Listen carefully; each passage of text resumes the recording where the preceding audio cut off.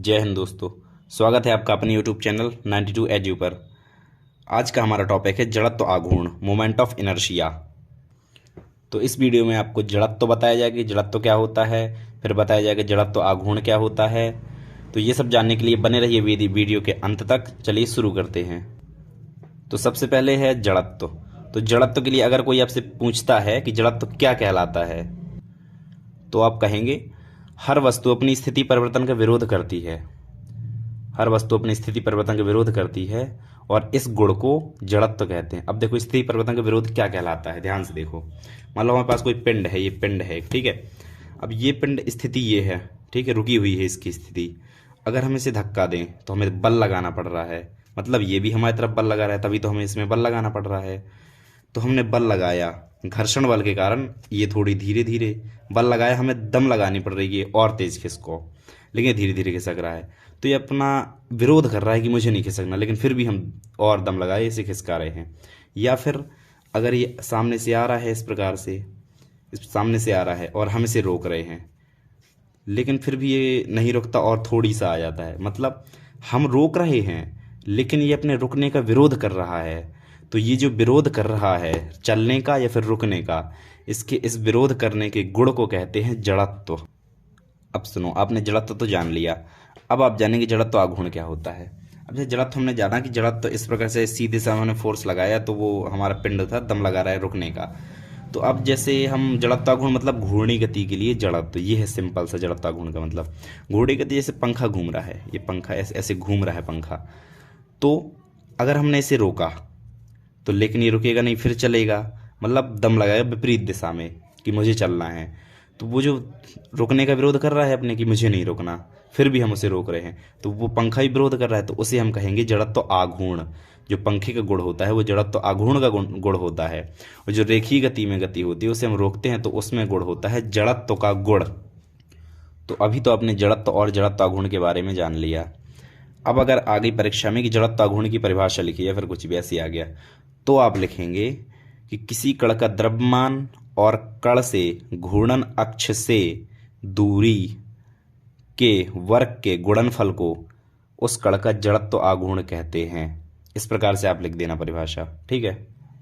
अब हम जड़त्व आघूर्ण को लिखते कैसे हैं, तो जड़त्व आघूर्ण को प्रदर्शित करते हैं हम आई से प्रदर्शित करते हैं। और परिभाषा में क्या था, कण का द्रव्यमान को हमने m स्मॉल m कर लिया, और घूर्णन अक्ष से लंबवत दूरी, जैसे अब घूर्णन क्या, जैसे मान लो एक गोल पेज है हमारे पास ऐसे कटा हुआ और उसमें बीच से ऐसे पेन डाल दिया जाए आर पार, तो जो हमारा पेन होगा ये होगा घूर्णन अक्ष, ठीक है।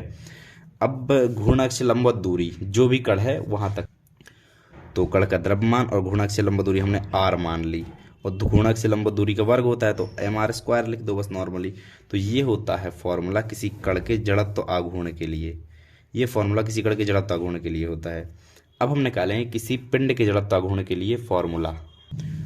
हमें किसी पिंड का जड़त्व आघूर्ण निकालने के लिए हमने एक पिंड बना लिया, इस पिंड में खूब सारे हमने n कण ले लिए। मान लो n कणों का एक पिंड है, इसमें n कण है जिसके पहले कण का द्रव्यमान m1, दूसरे का m2, फिर m3, फिर n में कण का द्रव्यमान mn है, और केंद्र से m1 की दूरी r1, m2 की r2, r3 और rn, इस प्रकार से हमें लिख देना है। और ये जो हमारी ए भी है इसे कहते हैं जड़त्व अक्ष, मतलब ये बीच से आर पार गई है, इसे कहते हैं जड़त्व अक्ष। अब देखो, अगर हमने पहले कण के लिए जड़त्व आघूर्ण लिखना है, पहले कण के लिए जड़त्व आघूर्ण, तो हम उसे मान लेते हैं कि उसे मान लो I1 लिख लिया, ठीक है। I1, और I1 क्या होगा, m1 द्रव्यमान मैंने बताया इस पर, जैसे कण के लिए ये है तो पहले कण के लिए जड़त्व आघूर्ण क्या होगा, m1 r1² दूरी का स्क्वायर, ठीक है। और I2 हमारा क्या निकलेगा दूसरे कण के लिए, नॉर्मली m2 r2², इस प्रकार I3 m3 r3²। अब हमने nवा कण निकाला In, तो इसके लिए क्या होगा, इसके लिए वैसे ही होगा mn rn²। अब देखो, हमें पूरे पिंड के लिए निकालना है, तो पिंड का टोटल जड़त्व आघूर्ण अलग अलग कणों के जड़त्व आघूर्ण के योग के बराबर होता है। मतलब एक सेकंड, I क्या होगा, I1 plus I2 plus I3 dot dot plus In, ये होगा हमारा I। अब बस I1 I2 In के सबके मान रख दो, तो क्या होगा, m1 r1² plus m2 r2² एक second square plus dot dot mn Rn²। अब देखो यहाँ पर M1 M2 M3 Mn है पूरे मिला के, तो बस सबका योग है, तो सिग्मा लगा के नहीं लिख दो, सिग्मा mr²। ये होता है हमारा पूरा पिंड के लिए जड़त्व गुण का फॉर्मूला। ठीक है, तो सिंपल सी बात है, जब कोई वस्तु अपनी स्थिति परिवर्तन का विरोध करती है तो उसके उस गुण को कहते हैं जड़त्व। अब देखो जड़त्व किसका विरोध करता है? बल का। ठीक है, जड़त्व करता है बल का विरोध, तो जड़त्व गुण करेगा बलागुण का विरोध। अब बलागुण क्या होता है? बलागुण होता है कोणीय संवेग परिवर्तन की दर। और बल क्या कहलाता है? बल कहलाता है संवेग परिवर्तन की दर। सूत्र होती है बल dp/dt, ये बल कहलाता है। और d∝/dt, डी अल्फा नहीं, यहाँ पर डी एल, तो डी एल कोणीय संवेग को एल से दर्शाते हैं। ठीक है, तो ये हो गया हमारा बल और ये हो गया हमारा बलागुण। तो सिंपल सी बात है कि जो जड़त्व होता है, जड़त्व हमारे बल को रोकता है, बल का विरोध करता है, और जड़त्व गुण हमारे बलागुण का विरोध करता है। तो कुल मिलाकर बात यह है कि हमारी रैखिक गति में जो कुछ भी जड़त्व है वही हमारी घूर्णी गति में जड़त्व गुण कहलाता है। बस रैखिक गति में जड़त्व, वही घूर्णी गति में जड़त्व गुण। लेकिन हमारी रैखिक गति में जड़त्व किस पर निर्भर करता है? जड़त्व सिर्फ द्रव्यमान पर निर्भर करता है। और घूर्णी गति में जड़त्व आघूर्ण किस पर निर्भर करता है? द्रव्यमान पर और अक्ष से दूरी के स्क्वायर, मतलब अक्ष से दूरी पर निर्भर करता है और द्रव्यमान पर निर्भर करता है। और हमारा जड़त्व होता है वो केवल द्रव्यमान पर निर्भर बस करता है। तो अगर हम देखें दूरी पर निर्भर करता है, मतलब अगर यहाँ पर कोई कण होगा, यहाँ पर अलग अलग कण होगी, तो सबका जड़त्व गुण भी अलग अलग होगा। इस प्रकार से दूरी पर भी निर्भर करता है। और एक और चीज़ कि जिस भी वस्तु का जड़त्व अधिक होता है उससे हमें गति कराने या फिर गति की रोकने के लिए ज़्यादा बल लगाना पड़ता है। अब इस चीज़ को समझने के लिए, जड़त्व आघूर्ण को समझने के लिए हम यहाँ पर एग्जाम्पल लेते हैं एक बढ़िया सा।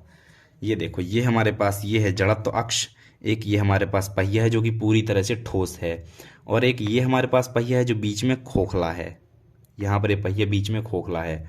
अब देखो, अब अगर हम इस पहिए को घुमाएं, पूरे ठोस पहिए को, और इस पहिए को घुमाएं, तो हमें किस पर ज़्यादा बल लगाना पड़ेगा? इस खोखले वाले पर। क्यों? देखो, अब इस पहिए घुमाएं, इसके जो बीच वाले बिंदु हैं समीप में है सब केंद्र, मतलब आर का जो मान है इसमें, आर का मान कम है। आर जो होता है I = mr², इसमें आर का मान कम है तो आई का मान भी कम होगा। आर का मान कम तो आई का मान कम। और इसमें इसका जो पूरा द्रव्यमान है वो किनारों पर है, संपूर्ण द्रव्यमान इसका किनारों पर है। किनारों पर मतलब आर का मान अधिक है, और आर का मान, इसमें आर का मान अधिक है, mr² में आर का मान अधिक है, तो आई का मान भी अधिक होगा, इसमें आई का मान कम होगा। मतलब ये जो बी नंबर का है, हमारी बी, इसे ए भी लिख लेते हैं, तो ये हमारी बी नंबर की जो आकृति है इसका जड़त्व आघूर्ण अधिक होगा, और ए नंबर की आकृति का जड़त्व आघूर्ण कम होगा। सिंपल सी बात, इसमें आर का मान कम तो जड़त्व आघूर्ण कम, इसमें आर का मान अधिक तो जड़त्व आघूर्ण अधिक। जड़त्व आघूर्ण अधिक होने का मतलब है अपने चलने का और रुकने का अधिक विरोध करेगा। ये है मतलब, ये वाला भी अपना चलने का और रुकने का कम विरोध करेगा।